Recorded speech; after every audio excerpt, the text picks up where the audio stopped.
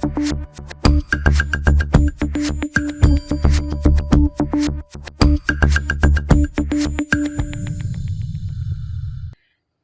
Ki Hajar Dewantoro Kota Kupang menggelar pelatihan penulisan fiksi dan non-fiksi. Kegiatan ini mendukung literasi sekolah untuk meningkatkan minat baca dan keterampilan menulis para siswa. Berikut liputannya untuk Anda. SMA Ki Hajar Dewantoro Kota Kupang menyelenggarakan pelatihan penulisan karya fisik dan non-fisik sebagai bagian dari gerakan literasi sekolah yang bertujuan untuk meningkatkan kemampuan menulis para siswa. Agar peserta didik di sini juga mengerti tentang bagaimana apa itu penulisan fiksi, apa itu penulisan non fiksi, agar tujuan dari tulisan pelatihan ini agar peserta didik di SMA Ki Hajar ini bisa mampu untuk membuat satu karya ilmiah, baik itu dalam bentuk cerpen, dalam bentuk tigraf atau dalam bentuk apapun, sehingga mereka bisa menciptakan, mereka bisa melatih pengembangan terhadap kualitas mereka. Itu targetan kami. Pelatihan ini dihadiri oleh narasumber ahli di bidang penulisan yang membagikan ilmu dan pengalaman kepada para siswa. Mereka mendapatkan tips menulis dari para penulis profesional. Antusiasme siswa terlihat jelas saat mereka menyimak materi yang diberikan, mulai dari penyusunan alur cerita hingga menulis esai argumentatif.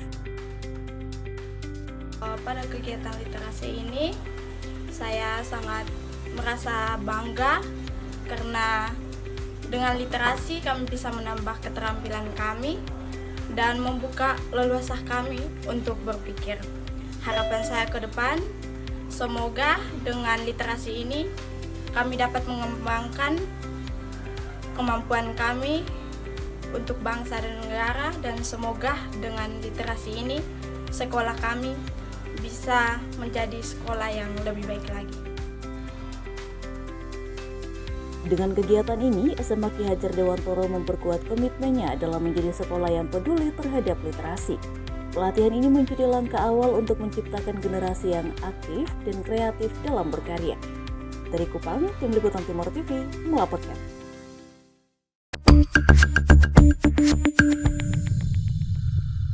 Fakultas Ekonomi dan Bisnis Universitas Nusa Cendana Kupang menggelar kuliah umum dengan mendatangkan narasumber dari Direktorat Jenderal Perbendaharaan Kantor Wilayah Provinsi Nusa Tenggara Timur.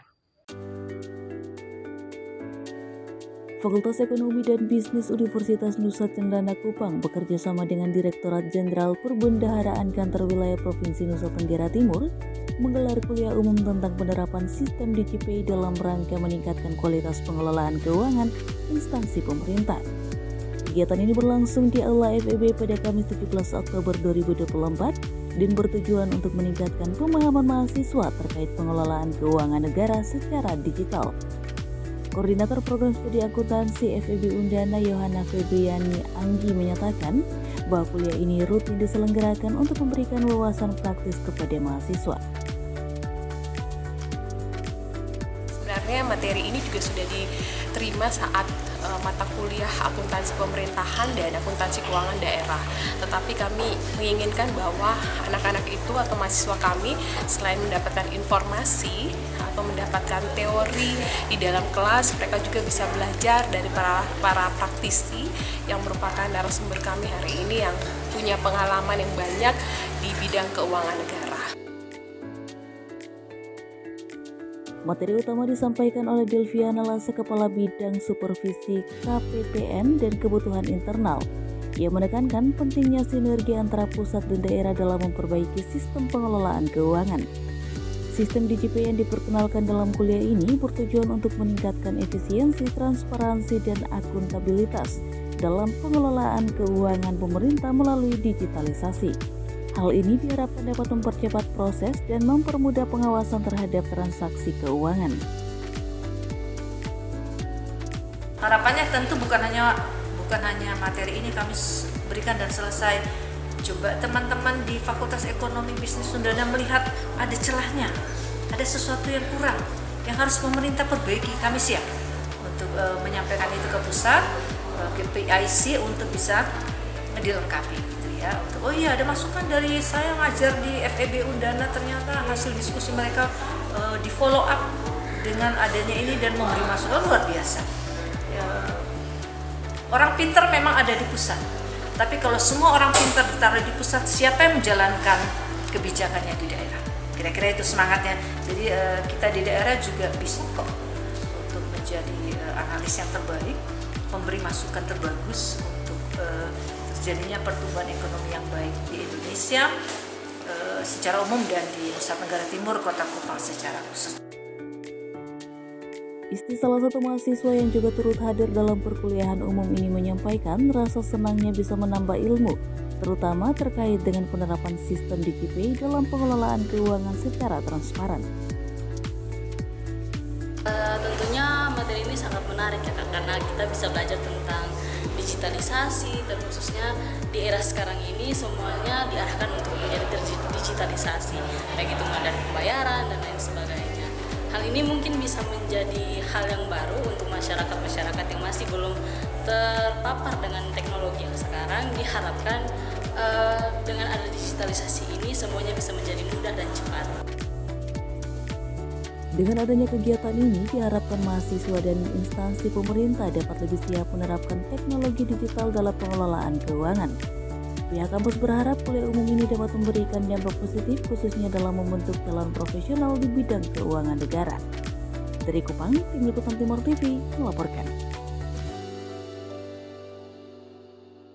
Universitas Nusa Cendana menggelar kuliah umum bertema bonus demografi, investasi, dan edukasi yang dihadiri oleh mahasiswa, dosen, serta pakar ekonomi. Acara ini juga mencakup sosialisasi program studi Magister Manajemen dengan mempersiapkan generasi muda untuk memanfaatkan potensi bonus demografi bagi pembangunan ekonomi Indonesia. Informasi tadi menjadi penutup jumpa kita kali ini. Saksikan terus Timur Sepekan di Timur TV pada hari dan jam yang sama. Bersama saya Novita Lelukenda, selamat berakhir pekan dan sampai jumpa. Universitas Nusa Cendana melalui program Magister Manajemen menggelar kuliah umum bertajuk Bonus Demografi, Investasi, dan Edukasi.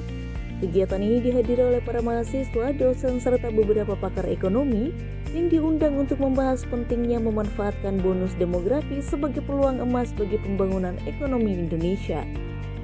Kepala Dinas Pelayanan Terpadu Satu Pintu Wildrian Ota dalam paparannya menekankan bahwa bonus demografi yang akan dialami Indonesia dalam beberapa tahun ke depan merupakan kesempatan besar yang perlu diantisipasi dengan baik. Sudah pasti keuntungan yang kita miliki adalah kita memiliki angkatan kerja produktif atau angkatan kerja dengan usia produktif yang sangat banyak. Sehingga dengan harapan bahwa dengan adanya angkatan kerja yang sebegitu banyaknya bisa menggerakkan ekonomi ke arah yang lebih baik.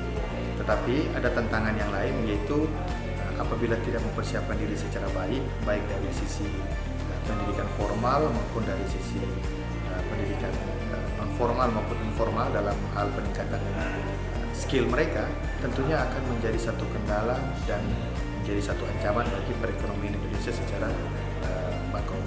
Itu menjadi sesuatu, sehingga yang tadi kami sampaikan bahwa investasi menjadi kunci, tetapi investasi bisa berkembang seturut dengan kualitas sumber daya manusia yang baik. Jadi Indonesia bukan hanya bertumbuh dalam hal kuantitas SDM-nya, tetapi juga bertumbuh secara kualitas sumber daya manusia. Di sela-sela acara, program Magister Manajemen Universitas Nusa Cendana juga menggelar sosialisasi terkait keunggulan program studi ini. Program Magister Manajemen menawarkan kurikulum yang dirancang untuk mempersiapkan para lulusan agar mampu bersaing di tingkat nasional dan internasional, serta turut berkontribusi pada pembangunan sumber daya manusia untuk menunjang kemajuan nyata bagi ekonomi bangsa. Kami berharap juga dukungan support daripada instansi pemerintah yang ada di pemerintah provinsi, kabupaten, sehingga bisa bergabung ke kami. Kami sudah siap dengan sumber daya yang ada, baik dari akademisi, ya kami butuh dari Bapak Ibu support dari pemerintah daerah untuk bagaimana meningkatkan kualitas daripada sumber daya manusia yang ada di Kupang dan Salah satu mahasiswa Magister Manajemen, Clara, menyatakan harapannya setelah mengikuti kuliah umum dan sosialisasi ini.